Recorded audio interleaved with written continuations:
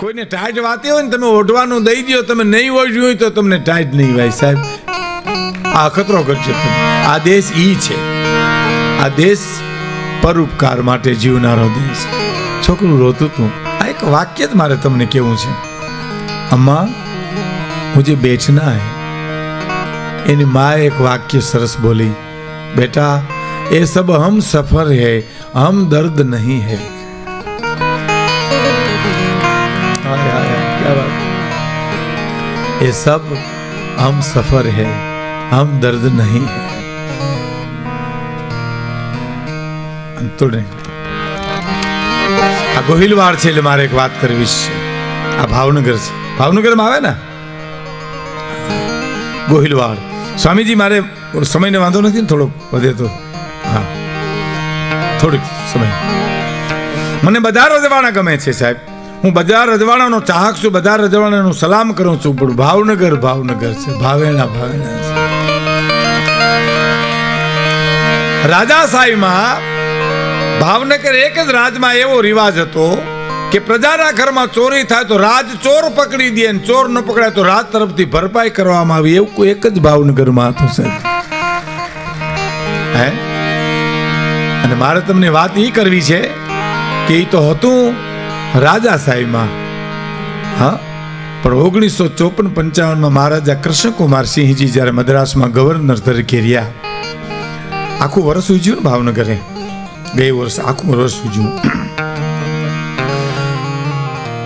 3 programme હતા, 17, 18, 19. 17મી પૂજ્ય મોરારી બાપુ અને ગુણવંત શાહ હતા.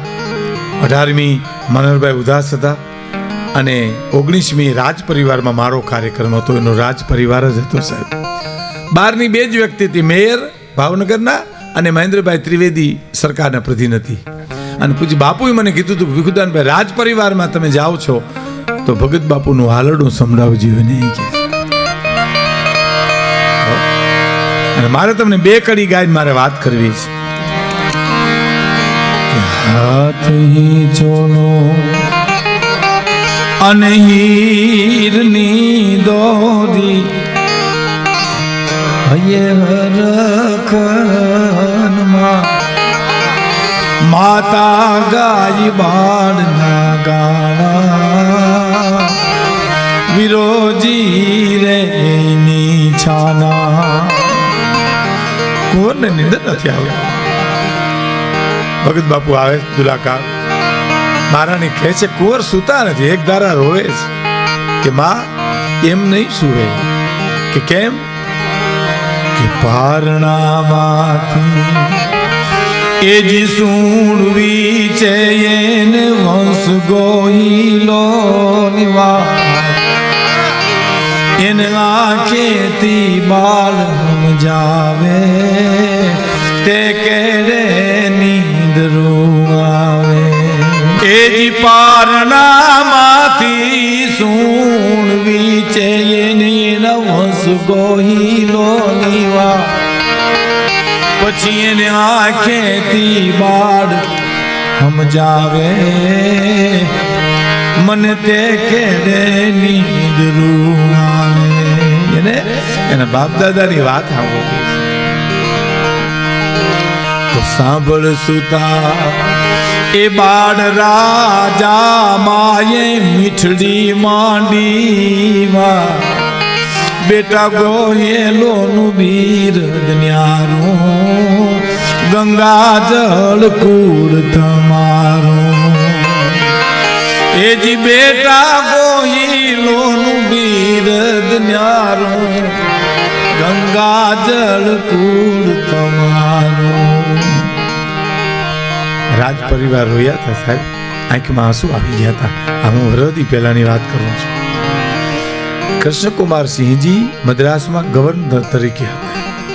એવે વખતે સ્વામીજી ટાણા તલાજા પાસે ટાણાના ખેડૂના કોક બળદ ચોરી ગયું અને એને એમ કે આપણા ઘરમાં ચોરી થાય તો એ તો આપણે તો બાપુને કહેવાનું હોય, રાજમાં કહેવાનું હોય. એને ખબર નથી કે દેશ આઝાદ થઈ ગયો છે, રજવાડા ખતમ થઈ ગયા. અટાણે ઘડાને ખબર નથી તેથી ક્યાંથી હોય સાહેબ.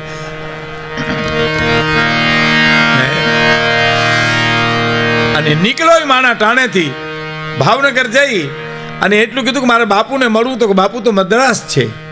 અને માણસ મદ્રાસ ગયો સાહેબ, મુલાકાત માંગી. ભાવનગર મહારાજા એને મુલાકાત આપે કૃષ્ણકુમાર સિંહજી. હે શું વાતું થાય? ટીવીમાં છે. હા, કેમેરા વાળા વાતું કરે છે. મુલાકાત માંગી. જાત્રા કરવા આવ્યા છો? ખેડૂત કે ના ના, તમારી પાસે આવ્યો બાપુ. કે અહીંયા આવવાનું કારણ તો કે મારો બળદ કોક લઈ ગયું. આનું નામ બીજ કે જબુ કે મોતી પ્રોવી લે તો પ્રોવી લે. ભાવનગર મહારાજને ખબર પડી કે આને ખબર નથી, રજવાડા ખતમ થઈ ગયા, દેશ આઝાદ થઈ ગયો છે, પણ જણાવ્યું નહીં હો. એનું નામ જ સમજણ કહેવાય સાહેબ. માથે હાથ મૂકી પાસે બેહાડી પૂછ્યું, કઈ બળદ લઈ ગયા ભાઈ? કોણ લઈ ગયો? કે બાપુ એ ક્યાં ખબર છે, કઈ લઈ ગયા? કે બસ બપોર મારી પત્ની ભાત લઈને આવીને ઝાડને છાંયું બેઠો તો, ભાત ખાઈને હૂતો ને ઉઠ્યો તો બળદ નહોતા. એમ હૂતો તો લઈ ગયા? તો કે હા હા, અમે જાગતા હતા ને બધું લઈ ગયા.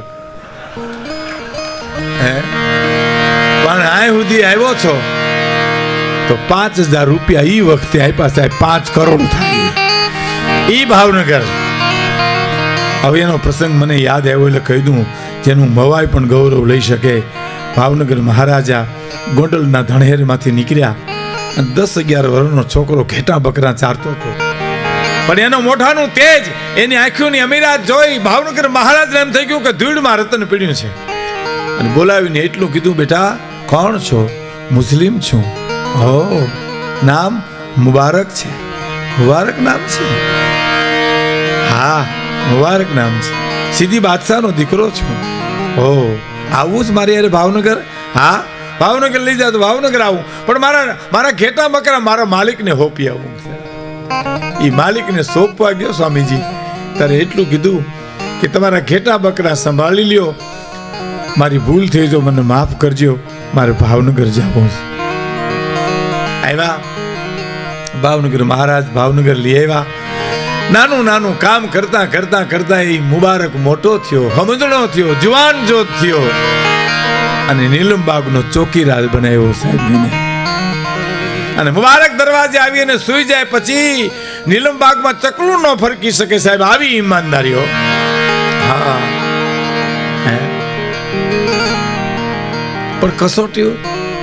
અને એમાં ભાવનગર મહારાજે એકવાર મુબારકને બોલાવીને એમ કીધું, મુબારક આ તેજુરી છે, એમાં ઝવેરાત પડ્યું છે, એની ચાવીનો જુડો હું તને સોંપું છું, તું ધ્યાન રાખજે. કેટલો વિશ્વાસ છે સાહેબ. અને ચાવીનો જુડો લેતી વખતે ઈમાનદાર મુબારક એટલું જ બોલ્યો છે કે બાના માટે દુખડા પડે તો કોણ જપે તારા જાપ, હરી તારા બાનાની પતરાય. તારા બાના ઉપર, તારા નામ ઉપર હું ચાવીનો જુડો સંભાળું છું. લીધો જુડો, પણ મહારાણીને દાગીના પહેરવાય તો મુબારકને બોલાવવો પડે સાહેબ. મુબારકભાઈ તેજુરી ખોલી દો. તેજુરી ખોલીને આમ ઊભી જાય અને દાગીના પહેરી લે, મૂકવાના મૂકી દે. પણ સોનાની કસોટી હોય બાપ, સોના.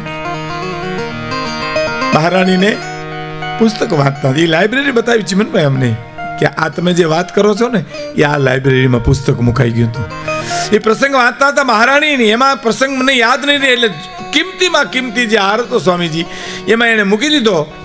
મગજમાંથી નીકળી ગયો હાર, ક્યાં ગયો ક્યાં ગયો. આપણા ઘરમાં નહીં અબળા હાથે વસ્તુ મુકાઈ જાય તો જડે નહીં, એમ ગોતી ગોતી ગોતી મહારાણી મહારાજને વાત કરે છે.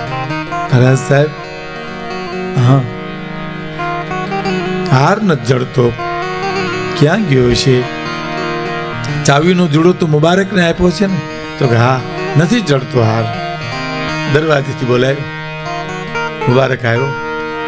બાપુ પૂછે જ ભાવનગર મહારાજ કે મુબારક મહારાણીનો હાર જડતો નથી, ક્યાં ગયો છે ભાઈ? તે જોયો? પછી જવાબ નથી આપ્યો. આમ ચાદર પાથરીની માણસ એટલું બોલ્યો કે બાપુ આ ચાદર પાથરીને 5 વાર ખુદાની નમાજ પઢું છું, એ હાર મેં નથી લીધો, મેં નથી લીધો, મેં નથી લીધો, મને ખબર નથી. આટલું જ બોલ્યો છે. ભાવનગર મહારાજે જાજુ પૂછ્યું નહીં, દરવાજે વયો ગયો.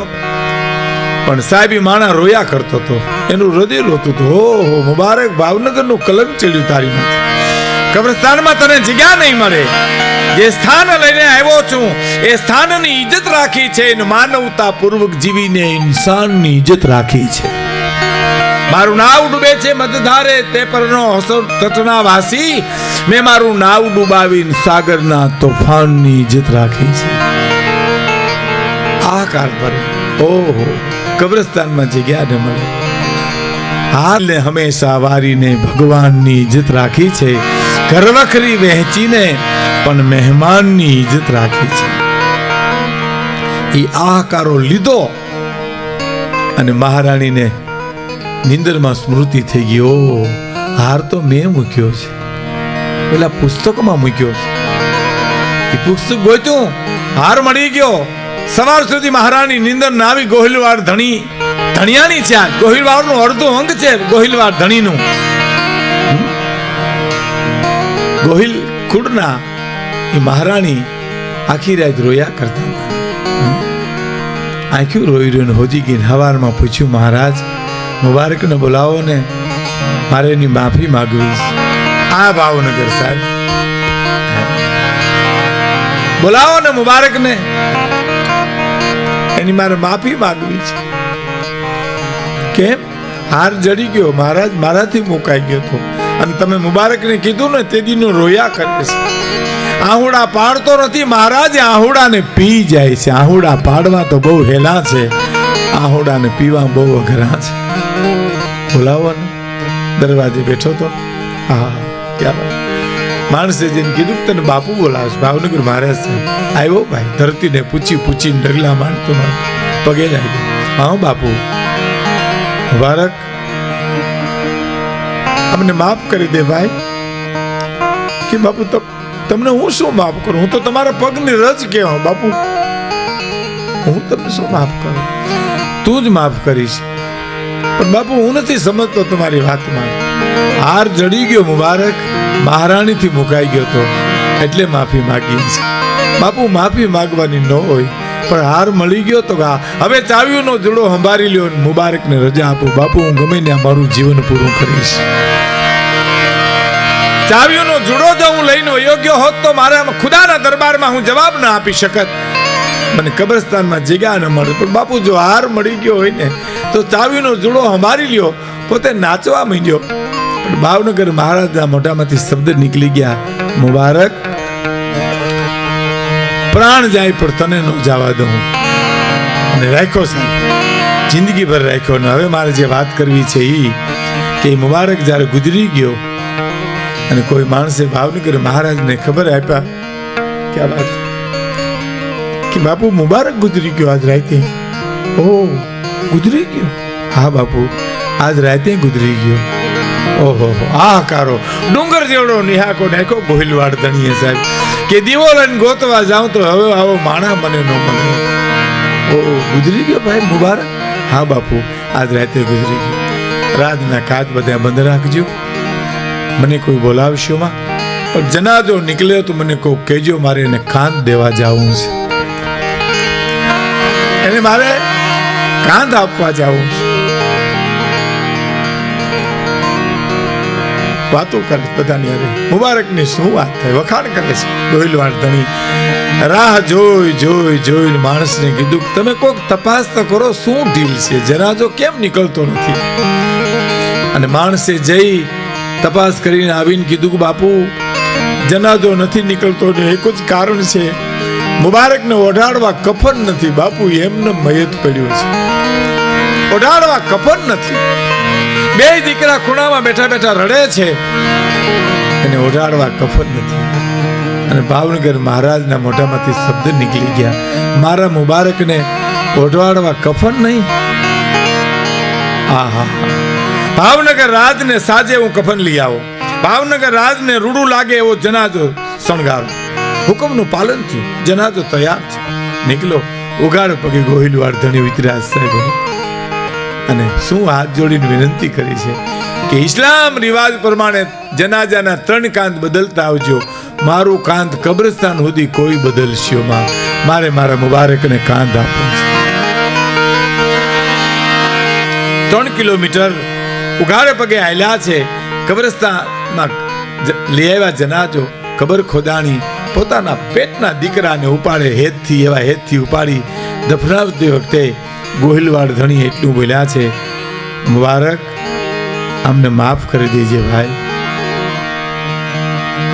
આજ પણ તમે ભાવનગર જાઓ કબ્રસ્તાનમાં તો મુબારકની ખબર છે, એની ઉપર ઇંગ્લિશમાં એક વાક્ય લખ્યું છે, લોક ઓફ નીલમબાગ, નીલમબાગનું તાળું સૂતું છે અહીંયા છે, લોક ઓફ નીલમબાગ. અને ભાવનગર મહારાજે આવીને કીધું કે ભાઈ એને ઓઢાડવા કફનની એનું કારણ કે બાપુ નવો એને થાળી પીરસીને કોઈ જીમો નથી કે તો તમે જમીન ઊભા થાવ, તમારી થાળીમાં જે વધ્યું હોય ઈ ખાઈ અને દિવસ કાઢી નાખતો હતો. અને ભાવનગર મહારાજ કે મારી થાળીમાં કોક વાર ન વધ્યું હોય તો એમાં પાણી ફેરવીને પાણી પીને દિવસ કાઢી નાખતો હતો. પણ બાપુ એને થાળી પીરસીને કોઈ દી જેમો નહોતો. એના બે દીકરા, એક દીકરો ગુજરી ગયો અને એક ડોક્ટર ઉમરભાઈ તમારા મોવાના, એને ભાવનગર મહારાજે ભણાવ્યા અને અહીંયા એનું નામ એવું સાહેબ મોવામાં ડોક્ટર ઉમરભાઈનું પણ નામ એવું. એટલે કવિને કહેવું પડ્યું છે કે અરમાન જિંદગીના પૂરા થાય તો ઘણું છે અને બે ચાર કામ સારા થાય તો ઘણું છે. મુશ્કેલ જિંદગાની એની તો મજા છે પણ જીગરથી જામ એનો જીરવાય તો ઘણું છે. લવલેશ મોતનો ડર મુજને નહીં સતાવે પણ ક્યાંક મહેફિલમાં ખોટ મારી વર્તાય તો ઘણું છે. વધુ નથી અબલખો બાકી હવે જીવનમાં પણ ઇજ્જતનું કફન ઓઢીને મરાય તો ઘણું છે.